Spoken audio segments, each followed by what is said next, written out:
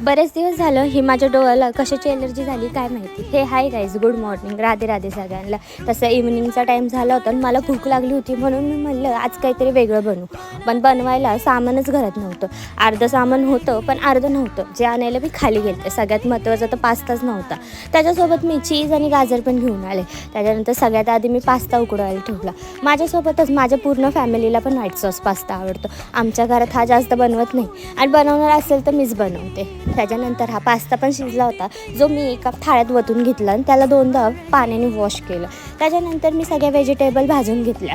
Vegetable भाजण्याचं reason हे आहे की मला व्हेजिटेबल भाजलेला आवडतात. त्यानंतर ते कच्च्या राहतात ना, त्याचं मला नाही आवडत टेस्ट. बटरमध्ये मी 2 चमचे मैदा घातला आणि ते सगळं भाजून घेतलं. त्याच्यानंतर मी त्याच्यामध्ये मिल्क ॲड केलं होतं. मिल्कमध्येच मी सहसा पास्ता करते, ह्यात पाणी ॲड करत नाही, मला स्वतःला आवडत नाही. त्याच्यानंतर मी भाजलेल्या व्हेजेस आणि चीज मिक्स केलं. आपला पास्ता रेडी होता आणि घरातल्यांना सगळ्यांना आवडला.